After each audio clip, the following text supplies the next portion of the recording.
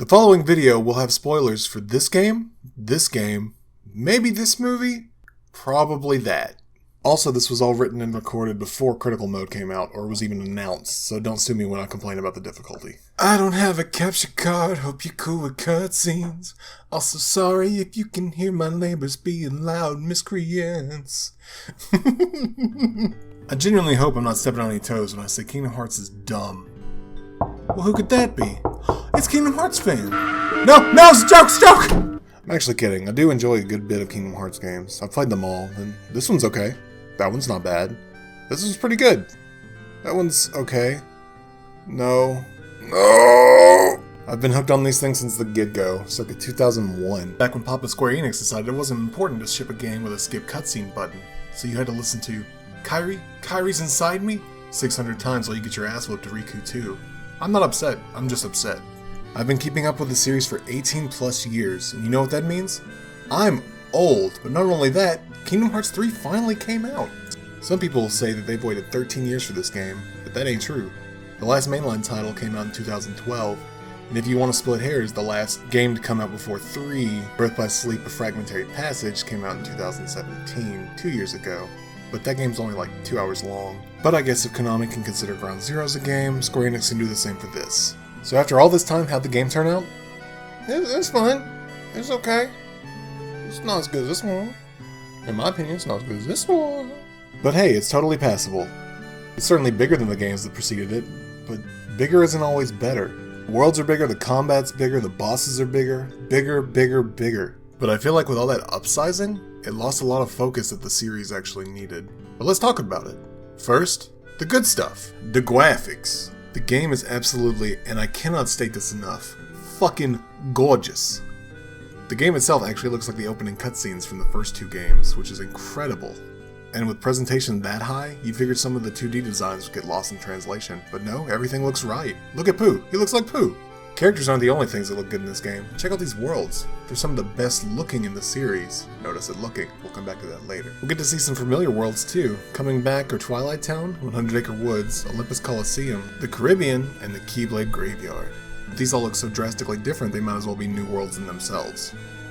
The new worlds are the Toy Box based off of Pixar's Toy Story, Monstropolis based off of Pixar's Monsters Inc., the Kingdom of Corona based off of Tangled, San Francisco, based off of Disney's Big Hero 6, and Arendelle, based off of Disney's favorite milking cow, Frozen. I feel like enemy design falls in this category too. Some of the enemies in this game look really cool and creative and look like they fit right in with the old games, which is a big plus. And yeah, you could argue that some of the enemies are from the old games, but you knew what I meant. Why you gotta be problematic? Shut up. The combat. You have a lot of options for combat in Kingdom Hearts 3, but unfortunately most of the fights just boil down to spamming Firaga until dead. You got basic combos, you can swap Keyblades on the fly, you got Keyblade transformations, you got summons, or links in this game. You got basic magic, which turns into transformative magic, you've got attraction flow, lets you summon Disney park rides to come and destroy enemies. With those you have Big Magic Mountain, the pirate ships, Mad Teacups, Blaster Blaze, Splash Run, and Magic Carousel. Where's Haunted Mansion? No, I guess Teacups was more memorable than Haunted Mansion. Come on, couldn't afford an Eddie Murphy sound-alike? Was that it? I get it. Mushu cost too much. Also, the Gummy Ship is really good in this game in the sense that you don't have to fuck with it at all. I really appreciate that. Kingdom Hearts 3 also added in Lucky Emblems, which kind of function like the crown in Kingdom Hearts 2 Final Mix. You find them all over the worlds, and I mean, there's a lot of them. You just take a quick picture of them, and once you have so many, it'll add an item to your inventory. They're honestly a neat little diversion, and I don't hate them. I do get sick of hearing Donald and Goofy squawk about them every time you're near one. I bet you there's a lucky emblem here. The organically made ones, made out of like spherical objects in the world, I feel like they look better. They're a little bit more clever than just like wooden Mickey carvings on the wall. But it's a little bit weird that like Mickey Mouse is everywhere, even though like the world's borders are supposed to be protected and not everyone should know about him. It's like if you were out shopping and this happened. Oh hey, the delightful snack that smiles back. On to the bad. Here's the part of the video where I would have complained about how easy the game is, but Square Enix decided to finally patch in critical mode, so I can't do that anymore. Enjoy. Another thing I have a problem with, and it's going to sound really nitpicky, but bear with me. The levels are gigantic. And usually in like most games, that's pretty good. That's a good thing. Like, oh cool, wow, big levels with lots to do. There's not lots to do. There's a huge, like, vast sprawl of land, maybe a couple treasure chests hidden. You've got lucky emblems to take pictures of, and occasionally you'll fight some Heartless, and that's it. And that's all they had in the old games, and that was fine. But the old game's level design wasn't so big. Like, there's a lot of just empty space, we'll just plod down some Heartless here, and then that's it. I could see a lot of people, like, being like, no, you're wrong, it's really cool that they're giant, and hey, if that's your bag, that's cool, but it's just a little too big for me. Hell, Kingdom Hearts 2 worlds were basically combat boxes, and that worked to streamline the gameplay, so you wouldn't spend an hour and a half slugging through a fucking level. Two worlds that I will always dread on repeat playthroughs are Arendelle and the Caribbean. Arendelle's first stretch is just dungeon crawling padding. It's not fun, it's just bland and boring, and it's almost like they didn't really know what the actual film was going to be like, so they're like, just make a big old ice tower, deal with it. And yeah, there's an ice tower in the movie, but I don't remember there being a dungeon, but it's been like years since I've seen it, so Also, the Olaf part sucks, don't at me. And was it really necessary to show the entirety of Let It Go reanimated on the Kingdom Hearts 3 engine? I mean, yes, it's incredible that they did it, but at the same time, is nobody else tired of that song yet? I was sick of Frozen like 2 days into his run. And the Caribbean introduced two fun new things, which is water-based combat, which the series hasn't had yet to this point, and it can keep it here. And boat combat, which is... It honestly wasn't that bad. I feel like it kind of outwore its welcome, especially when you had to gather the crabs to level up your boat. Also, the story in the Caribbean is fucking weird. Like, if you haven't seen the movie, which I haven't seen that one, I had no idea what was going on, and it was just like, oh cool, a cutscene. And then it was like, put these puzzle pieces together to try to figure out what you're looking at, and it never played out. I guess this next section all falls under plot, and it ain't pretty. The pacing. The story pacing in Kingdom Hearts games has always been weird to bad. In the first game, the world seemed to matter because it was this big culmination of, like, all of the Disney villains had their own goals, but still worked together to stop Sora, Donald, and Goofy. And Sora, Donald, and Goofy each had their own plans. They had to find Kairi or find the king. But after Kingdom Hearts 1, the Disney world stopped mattering so much. It was just, go here, solve the Disney world's problems, and then proceed until plot happens. And Kingdom Hearts 3 is no exception. Yeah, the organization shows up, and I'm still unhappy that they're called Organization 13 again. Like, change it up. Neo Organization. New Super Organization 13 bros. Anything, just change it up.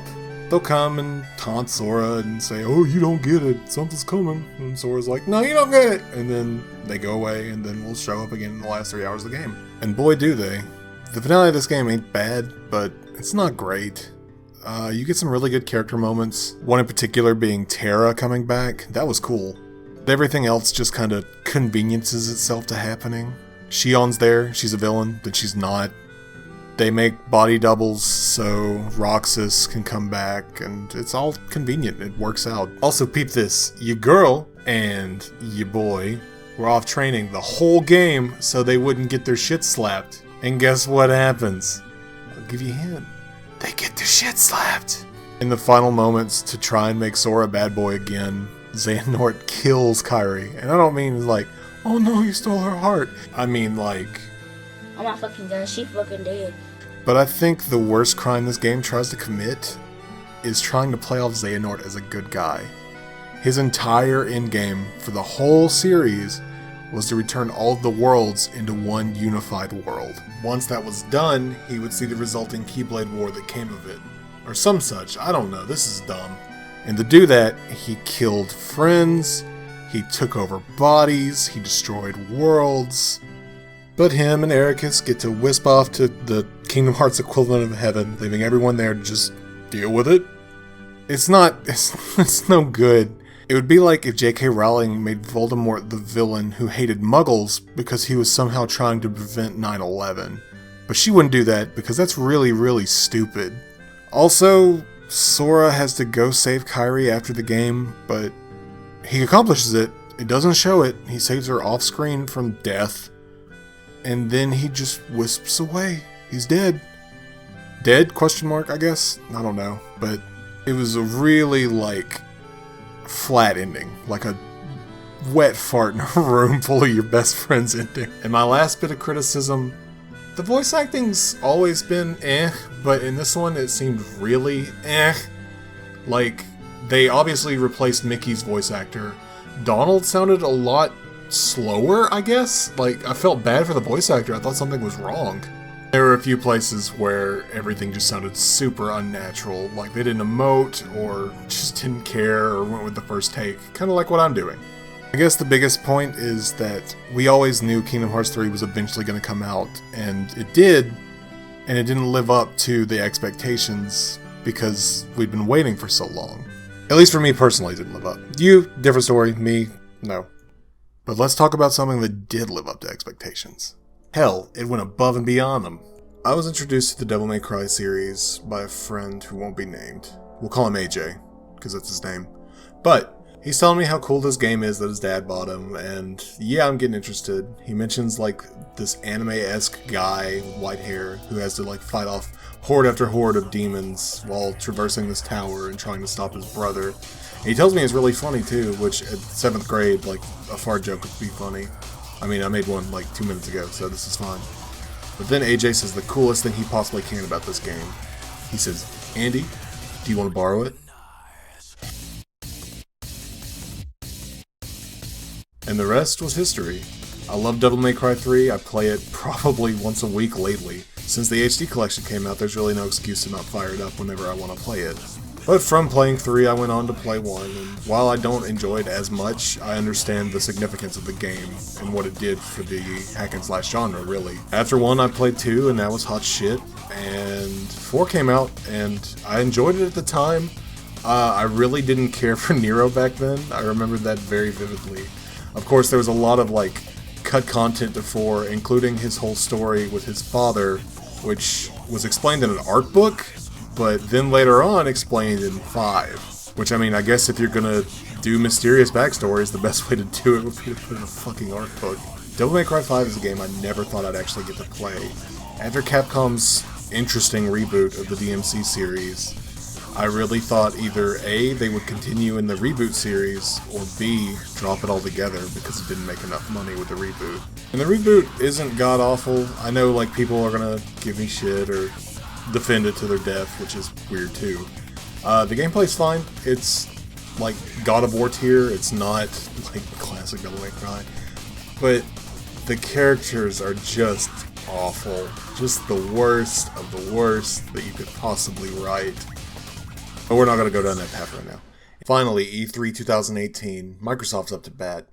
I usually watch E3 at a friend's house, and this year is no different. My friend's a fan of the mainline series as well, but she's a massive shithead, so once we saw Nero's redesign, we thought it was the original Dante, and she had a field day rubbing salt into that old wound. But then we saw Nero revving the Red Queen, and I think you could pick out Johnny Young Bosch's voice acting in that trailer too. And regardless, we both started losing our minds, screaming. Her boyfriend looked over and was like, "What the fuck is wrong with them?" I couldn't explain. I was too happy. The trailer proceeds showing the new art style, shows a little bit of Nico and Nero, and it looks fantastic, but where's Dante? The new theme song, Devil Trigger, blasts, and it's honestly really catchy. I still play it every fucking day, more or less. But where's Dante? Finally a logo, but where's... Oh, there's my boy. And he's looking old. I loved it. Best reveal of the year for me. DMC is back!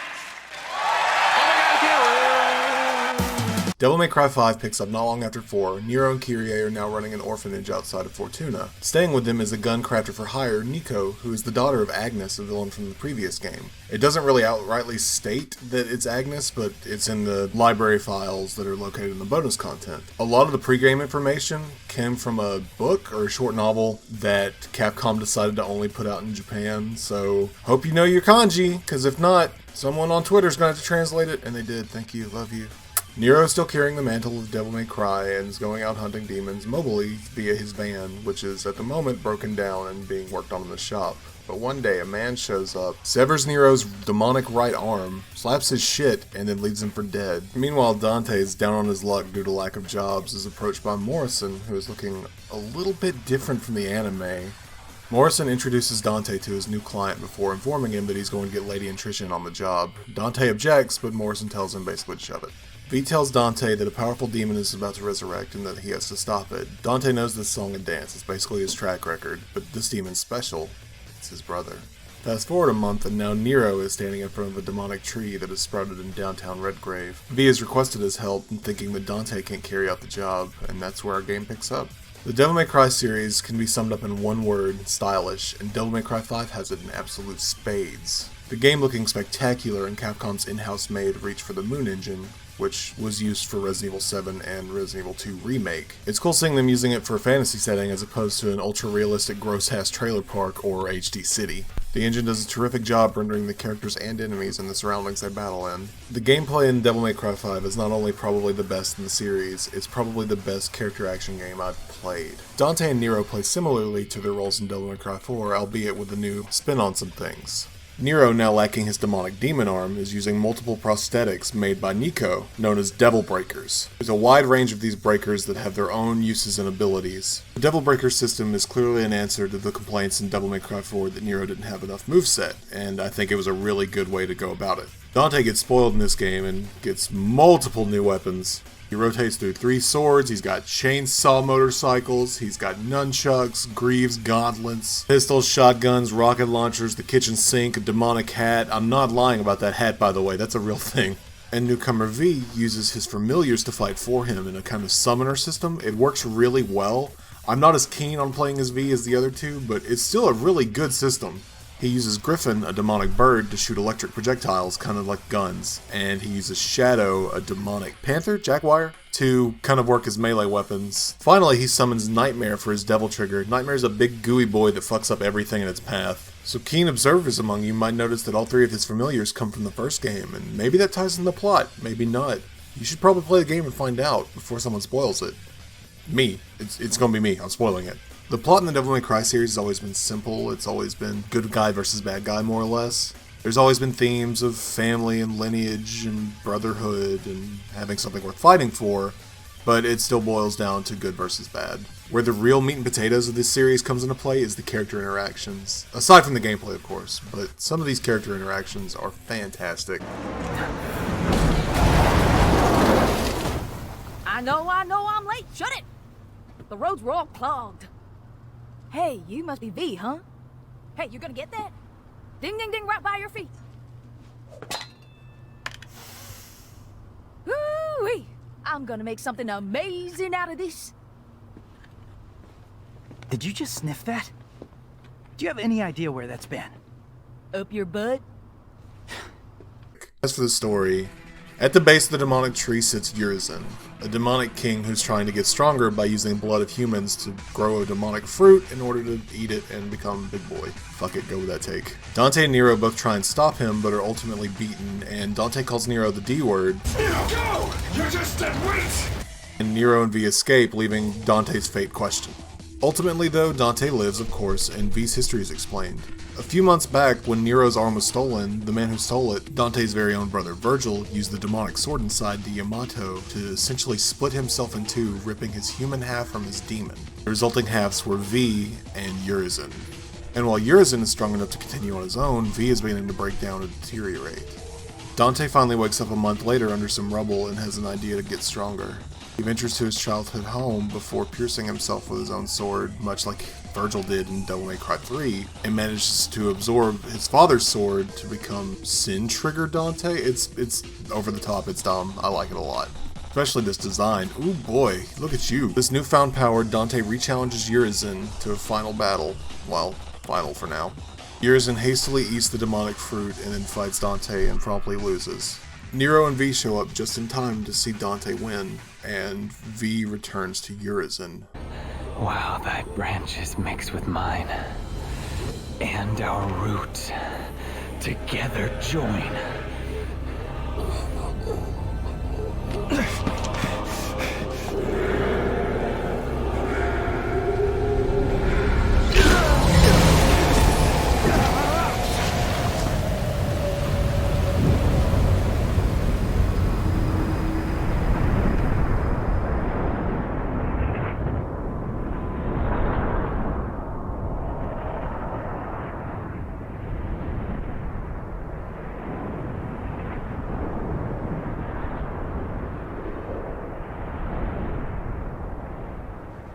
What is this? Virgil.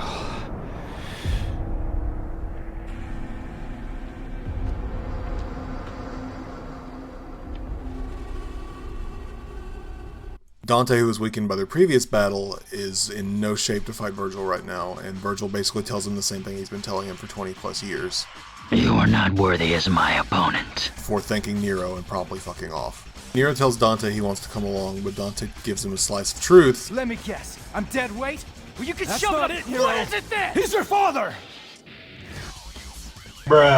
Followed by Nero having a breakdown. Then Dante pursues Virgil, leaving Nero with his thoughts. Dante finally reaches Virgil and has decided this is it. This is the final showdown, and either one of them dies or both of them do. Nero, who follows behind Dante, finds the world's most conveniently placed payphone.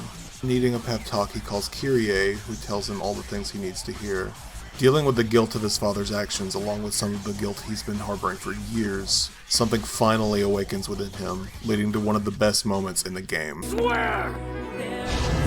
I'm not letting you die!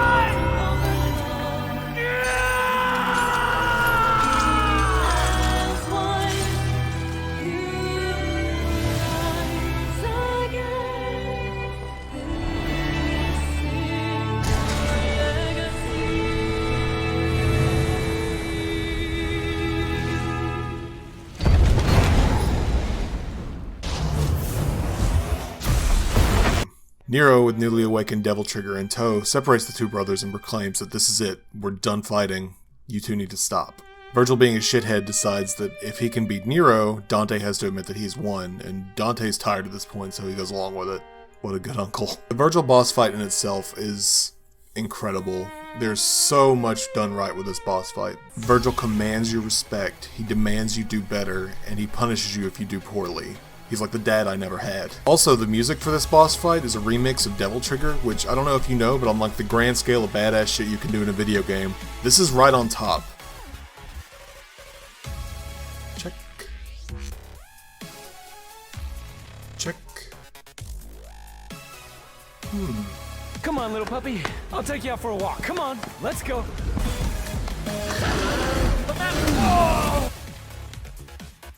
Nero defeats Virgil. The three of them decide that the best interest now would be to destroy the now out-of-control growing tree. But in order to do so, two of them have to go to Hell in order to destroy the roots, while one remains on Earth to defend from the demon hordes. And since two of them are foxy grandpas, that only leaves Nero alone. The game ends with Nero and Nico reflecting on the events of the day.